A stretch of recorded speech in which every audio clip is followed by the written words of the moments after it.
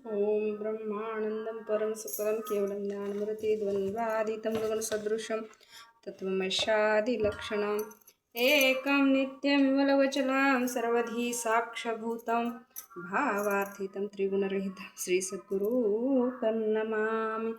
अज्ञानतिमिरान्धस्य ज्ञानाञ्जनशलाकया चक्षुरुन्मिलितं तस्मै श्रीगुरवे नमः। तस्मै श्री गुरवे नमः। तस्मै श्री गुरवे नमः। संत शिरोमणी स्वामी महाराज की जय। राष्ट्र संत सद्गुरु शिवलिंग शिवाचार्य महाराज की जय। श्रीमद जगद्गुरु पंचाचार्य महाराज की जय। जगज्योति महात्मा बसवेश्वर महाराज की जय। काशी विश्वनाथ भगवान की जय।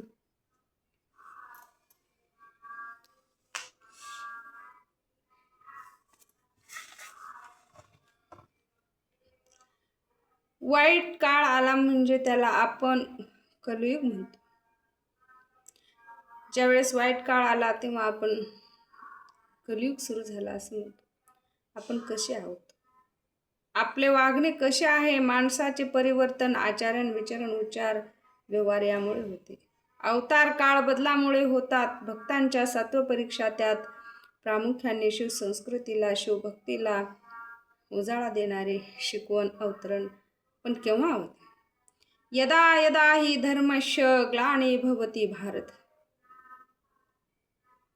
तदा तदा अवतरम गणेशस्य महतले। यदा यदा हि धर्मस्य ग्लानिर्भवति भूतले तदा तदा अवधतम गणेशस्य गहतले। ज्यावेळी माणसाचे मन बिघडतात, स्वार्थ वाढू लागतो, भक्ती दुर्बळ होते, माणूस व्यवहाराने वागू लागतो, याचा परिणाम असा होतो की आपण अनुभव आहोत।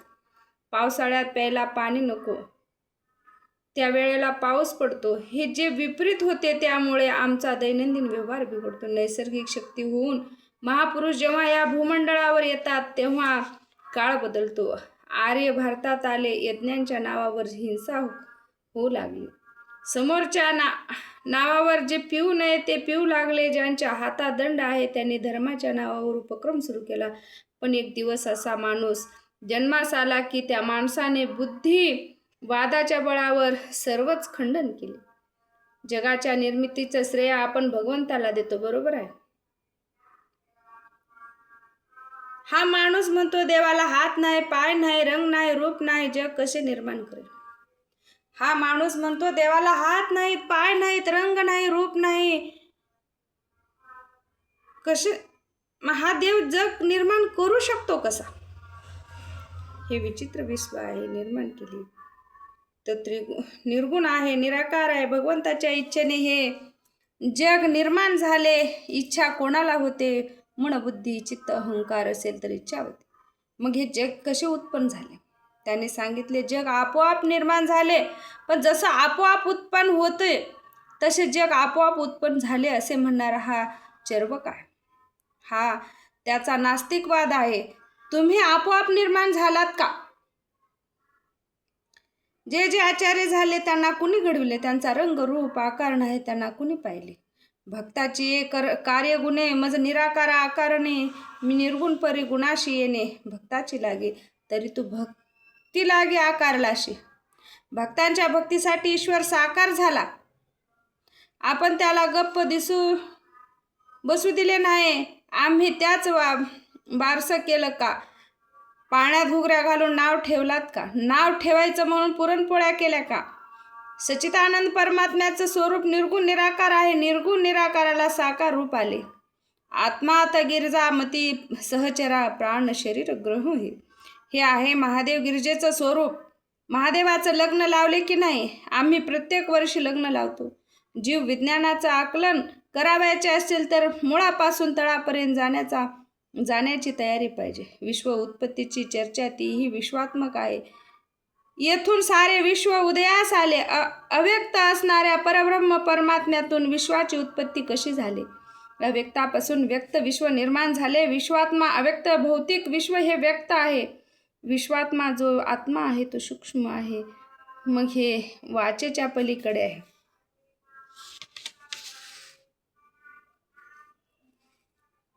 मी एक होतो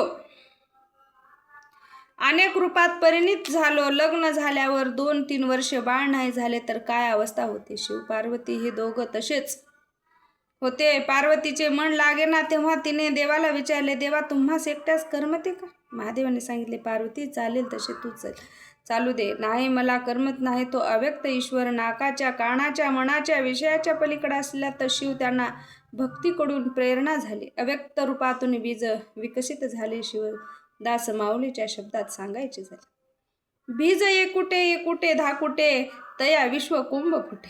करुणी या शिवाचा पसारा बहु ब्रह्मांडाचा सारा. करुणी विश्वाची रचना आता बैसले कैलासी. बीज केवढे असेल? विश्व चैतन्याचे बीज आहे. अणुपेक्षा सूक्ष्म असते. त्यांचा अंकुर फुटायला लागला की आकाश, ज्याला आपण आभाळ म्हणतो, तो व्यक्त आहे. हे प्रथमताच आहे. व्यवहारी असूनही वायू उत्पन्न झाला ते आपण जाणतो. अग्नी उत्पन्न झाला तो दिसतो, याचा अनुभव येतो स्थूलालाच. जल उत्पन्न झाले, पाणी त्यात गुण आहे, रूप रंग आहे. त्यानंतर पृथ्वी तत्व निर्माण झाले. शब्द स्पर्श रूप रस गंध या पृथ्वी तत्वापासून माणूस निर्माण झाला. विश्वाच्या प्रवृत्तीमध्ये 3 गुण निर्माण झाले. रज तमस सत्व आणि त्रिगुणात्मक सृष्टी निर्माण झाली. मानव सृष्टी स्वतःच सृष्टी आहे. ज्यावेळी विकृती निर्माण होते, माणूस एकमेकाचा द्वेष करतो, अनस्था निर्माण होतो. विश्व निर्माण करणाऱ्या विश्वात्म्याला चिंता वाटते. लेकरे दुर्गुणी उपजली तर मायबापाला चिंता वाटते. तशी विश्वाची चिंता परमेश्वराला वाटते. लेकरू दुर्गुणी उपजले तर आईवडिलांना चिंता वाटते आणि विश्वाची चिंता त्या परमेश्वराला वाटते. कैलासात शिवगण बसलेले होते. शिवसभा चालली होती. भगवान शंकराला पृथ्वीची अनावस्था सांगितली. अंतर्यामी स्वरूपात विश्वाचे पूर्ण चित्र हृदय प्रतिबिंबित झाले. एक ऋषी एका पायावर उभे राहून तपश्चर्या करीत होते. मुखात नाम होते, शिवाय नमा असा सतत नाम उच्चार चाललेला होता. खाणेपिणे सर्वांचा त्याग केला होता. माणसाने देवदेव का करतात? देवा मला सुखी ठेव एवढे तरी पाहिजे असते. त्या ऋषीसमोर भगवान शंकर जाऊन उभे राहिले आणि वत्सा डोळे उघड, काय पाहिजे ते सांग. ऋषीने देवा साष्टांग नमस्कार केला व म्हणाला, मला पुत्र पाहिजे. तो जगाला जिंकेल पण त्याला कोणी जिंकणार नाही. यावर भगवान शंकरांनी तथास्तु म्हटले. शंभू ऐसा भोळा नाही की हो देव, फार कृपाळू स्वामी माझा. महादेव एवढा भोळा देव कोणताच नाही. शंभू ऐसा भोळा नाही की हो देव, फार कृपाळू स्वामी माझा. माझा भगवान परमात्मा, माझा अनंत कोटी ब्रह्मांड नायक इतका भोळा आहे. जो भक्त मागेल तो त्याला शिदोरी रूपामध्ये देऊन टाकतो. भगवंत कृपेने नंदीचा जन्म झाला. नंदीने उपद्रव सुरू केला. शंभू महादेवाच्या कृपेने नंदीचा जन्म झाला. नंदीने उपद्रव सुरू केला. त्याला शिवाला पहावयाचे होते. देवाचे आणि भक्त नंदीचे युद्ध सुरू झाले. शंकराने साध्या शस्त्राचा उपयोग केला. नंदिकेश्वराने ते विफल करून टाकले व त्याने सर्व देवांना जिंकले. आजही भक्तांचाच विजय आहे. भक्ताचे चरित्र काय आहे? भक्ताने देवाला कसे राबविले? नंदीने नंदिकेश्वरास काय मागावयाचे ते मागावयाचे सांगितले. शंकराने तू माझे वाहन हो असे मागणे मागितले. त्यावर नंदी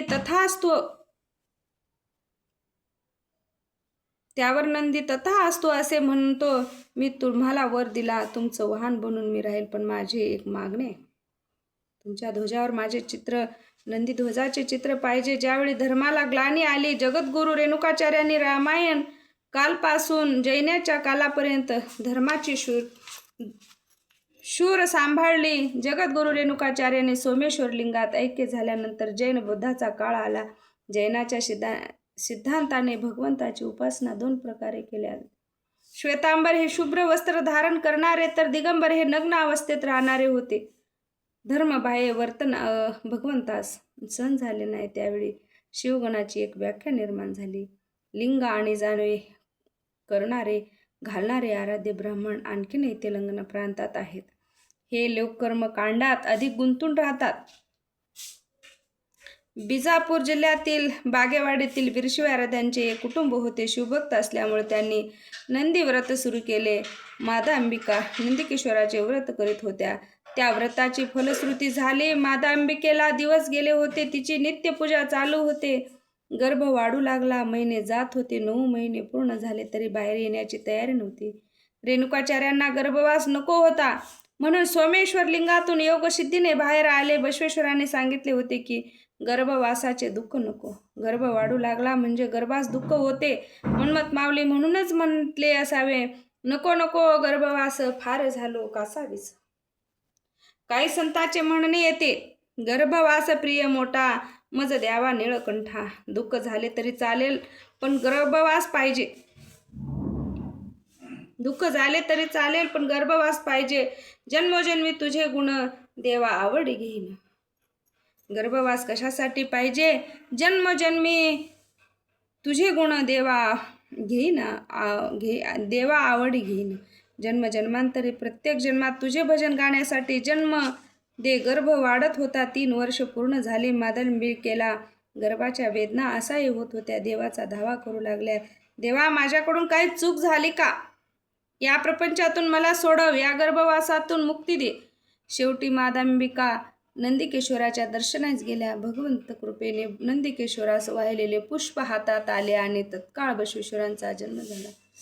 सुंदर काळी वैशाख मासी शुद्ध तृतीया, ज्याला आपण अक्षय तृतीया म्हणतो, बसवेश्वर हे नंदिकेश्वर मानव जातीत सुंदर रूप घेऊन आले. बाळ अत्यंत सुंदर होते पण हे रडतही नव्हते, डोळे उघडत नव्हते. आई वडील उभेताना वाटू लागले, भगवंतांनी आम्हाला मुका आंधळा तर पुत्र दिला नसेल, आणि दिला तरी कशासाठी दिला? मुका आंधळा पुत्र दिला तरी नसेल, दिला असेल तरी कशासाठी दिला? जाती वेद मुनीने शिवाय नमा असे नामस्मरण करत बागेवाडीत पोहोचले. त्यांनी बाळाचे मुख पाहिले. जातवेद मुनीने शिवाय नमा असे करत बागेवाडीत पोचले. त्यांनी बाळाचे मुख पाहिले. झोळीतून भस्म काढून बाळाला लावले. गळ्यात लिंग बांधला. शिवाय नमा हा मंत्र काना दिल्याबरोबर हात पाय हलवून ट्या ट्या म्हणत रडायला लागले. बसवेश्वरांची ओळख कोणी करून दिली? पालकुरकी सोमनाथांनी बसवेश्वरांची ओळख करून दिली. बरगणमध्ये पालकुरकी हे गाव आहे. या गावात आराध्य ब्राह्मण होते. शेषदेवीच्या पोटी पालकुरकी सोमनाथांचा जन्म झाला. त्यांना संस्कृत, कन्नड, तेलुगू भाषा अवगत होत्या. विद्वत्तेचे तेज त्यांच्या चेहऱ्यावर दिसू लागले. त्यांच्या अंतरंगात बहिरंगाची शुद्धी झाली होती. अंतःकरणात वैराग्य निर्माण झाले. गुरुदेवाकडून दीक्षा संस्कार करून घेतला. दीक्षा झाल्याशिवाय शिवपूजेचा मंत्र अधिकार प्राप्त नाही. सोमनाथांनी गुरूंचा सहवास केला. गोत्र सूत्र बदलले. सोमनाथांचा जन्म बसवेश्वरांच्या अगोदर झाला. बसवेश्वरांची ओळख सोमनाथांनी जगाला करून दिली. सोमनाथांचे पुराण कानडीमध्ये होते. शंकराचार्यांनी ते संस्कृतमध्ये केले आणि आपले प्रसिद्ध कवी शिवदास यांनी शिवपाठाचे अभंग लिहिले. शंकराचार्यांच्या बसव पुराणात आधारित शिवदासांनी बसव पुराण लिहिले. ते लिहित असताना एक एक कथा मांडायचा प्रयत्न केला आणि पहिल्याच ग्रंथाचा आधार घेतला. त्यांचे 25 अध्याय आहेत. एक एक कथा मांडण्याचा प्रयत्न केला आणि पहिल्या ग्रंथाचा आधार घेतला. त्यांचे 25 अध्याय आहेत.